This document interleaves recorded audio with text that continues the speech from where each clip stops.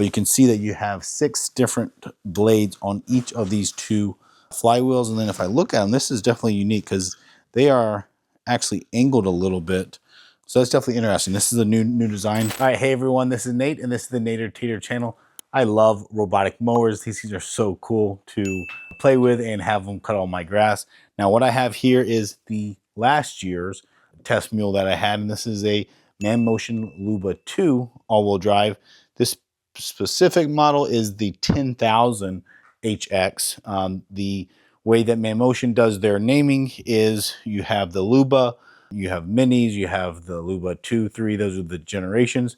But then the larger number after it is the number of square meters that it can cut. So this one can do 10,000 square meters, or I think that's right under total, it can do just under 3 acres of coverage. This one is a Luba 3 all-wheel drive, and this is a 3000X. So that 3,000 is 3,000 square meters, and it can do, I think that's about 3/4 of an acre. Yeah, that's about 3/4 of an acre is what they can say that it can keep up with during the summer months. So I'm going to unbox this Luba 3, and we're going to see what improvements they have made. They have certainly made improvements over the Luba 2. And then, of course, I'm going to get it out and test it and have it run my yard as well. But let me open it up. The reason why this guy is so dirty is because I used it a lot. Is one of my more common ones that I used. Was very impressed with it overall through the 2025 season. So I'm super excited to test out the Luba 3.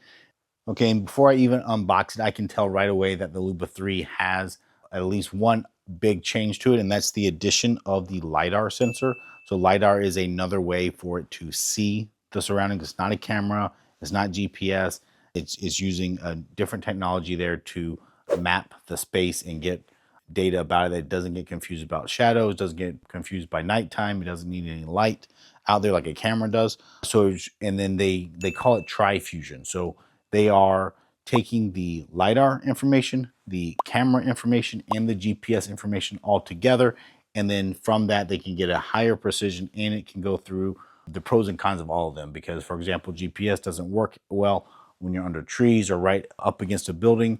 And that's where it can rely on vision and LiDAR to take care of that. And LiDAR, funny enough, doesn't work as well in a wide open space where it has nothing to bounce off of. So that's where GPS actually does better. So it's doing that TriFusion to map it together to give you hopefully a robust system no matter what the conditions are. The Luba 2 has the cameras. It does have these little ultrasonic sensors, but it looks like they got rid of them. Those seem to not really work that well on the mowers. And so this one also has GPS with the RTK sensor that it's using, but it can get lost if the GPS gets dropped out too much. So let's go ahead and open it up and look at a little more details of the Luba 3.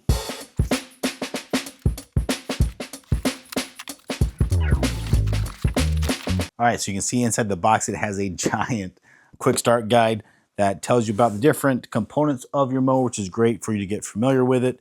It tells you the key features of the top side of the mower. Has a couple buttons where you can stop, play, control it even without having your phone app on there.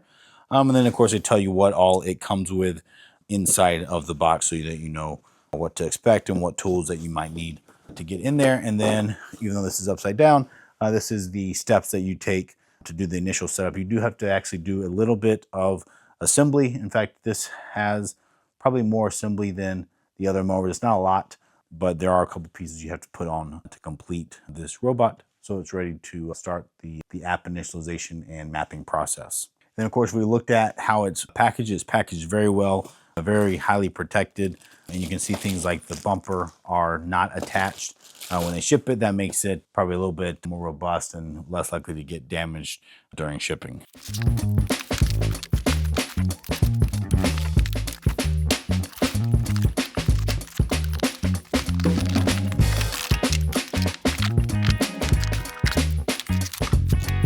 All right, so first here is the base station. This one looks like a little bit different of a design than the old one, but you can see here it has these little spring-loaded contacts.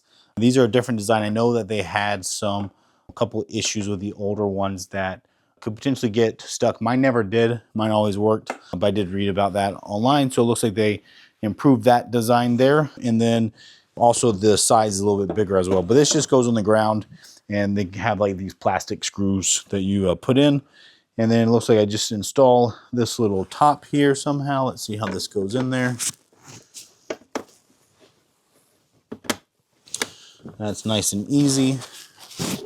And then this is also a little bit different before. So this one has two plugs coming out of it. One of them is for the RTK unit. So this gives you a local GPS reference that stays fixed, and then that helps get the GPS higher accuracy when it's roaming. So they have a pole here that you can put together, and it can go right here beside the base station if you're in a good location, or if you need this to be somewhere else, you can also do that, and that's where you would not use this plug. I think that should have another little power adapter so that this RTK unit can be by itself anywhere else in your yard with network connectivity. And then of course you get a larger power cable. This is the cable to actually charge this unit up. Okay, so yes, in the box is a smaller power brick with a cord as well as a long extension cord to get for that RTK unit. So if you need that to be somewhere else, it has its own power solution on top of the base station one. All right, and this is for the mower itself here. I'm just showing you here how it can drive over this box. And if you notice, it has suspension articulation there where this whole robot mower axle can pivot, and that allows it to travel over a lot more ground and coverage and keep a better cut versus one that did not have any suspension. But that's how it backs in. On the back side, it has little contacts that touch, and then that's how it charges. So let me install the front bumper here. Right now, it does have pretty good instructions. Sorry, I peeled off the sticker a little bit there. But it has instructions with stickers on here as well as on here where it's telling you what to do with this stuff. But on this unit here, I do have to have a little plug. It's an electrical plug that goes in there because this bumper is a sensor. So when it taps something, it tells it that, hey, you bumped into something, you should back up. So first thing I do is plug in this electrical connector, make sure it snaps all the way in, and then you line this up, and this should get clicked in here. If I press it, there it goes. Make sure that it snaps. Now it's going to be connected by itself, but you still lock it down with these screws. The screws actually aren't holding it in. They're preventing the buttons from being pressed in that release it. So I just grabbed these screws here and put two of them in. All right, so this is pretty easy, but it's really the only one I've had so far that I've actually had to put some pieces together, because after I do this, I think I got to put these little side plastic pieces on as well. All right, so now in here in this other box accessory kit, I can see these little snap-ons for cable management with the RTK unit. So I'll put those to the side for now. I have my 4 plastic screws for my base station to go into the ground. I have the main power adapter and the cords. Now this is weather, I guess, resistant, I'd call it. You probably shouldn't submerge it in water, but it is able to be outside and exposed. Standard 110 outlet that gets plugged into. And then it's got the weather tight connection there to connect. Now you do want to put the base station somewhere where it gets reasonable GPS signal. So you don't want it right up against your building. You want to have it a little bit further away, but should be plenty of cabling to find an outlet on the outside of your house. Now we have a little key. These are just like a little safety key that goes in the back of it. So I'll have to put that in so that it can get power, so it can power up. That goes back here somewhere on here. Oh, so it actually includes the screwdriver with a Torx bit as well. So I don't even need my own screwdriver. And then it's got a little cleaning brush to clean out places. If you looked at my Luba 2, I never really cleaned it. It did just fine. But now it also includes a set of replacement blades and the screws for them. So if we look at the underside of this unit here, see if this guy, yeah, this one doesn't stand up by itself, but remove before use. Yeah, it's not going to cut a lot of grass with this in there. So let me pull this out here. And then now you can see, now this is a new design. This is a different design than the other one. But you can see that you have 6 different blades on each of these 2 flywheels. And then if I look at them, this is definitely unique because they are actually angled a little bit. So that's definitely interesting. This is a new design. So they must be trying something out. I'll see if I think I notice a difference in the way it cuts, because these flywheels, they're not perfectly flat. They actually flare out a little bit so that these blades will be actually pointing down a little bit more like a cup. So that's kind of interesting. But otherwise, this guy looks very similar. Same tires. You have the omnidirectional tires, which are very weird. They don't steer. They just have these rollers that roll sideways. So that works pretty well. It can do like an 80% slope going up and down. It does have a little bit more trouble though on a side slope because these wheels don't give you any stability directionally on the front axle because they're willing to like slide sideways. So, but if you're going on a side slope, having a steered axle, it would be better. Or if you had the like the tank tracks that some of the other mowers have, that is also a little bit more stable there on the side slope. So, all right, so same thing here. They do have instructions that show you what to do with the little side bumpers here. All right, so it looks like I'll be able to use our little free screwdriver here to install these little side bumpers. And it has stickers on top to tell you what to do. It's pretty self-explanatory. I do like how the bolts are captive. So they're all in here. You don't have to go find them. This just slides on here.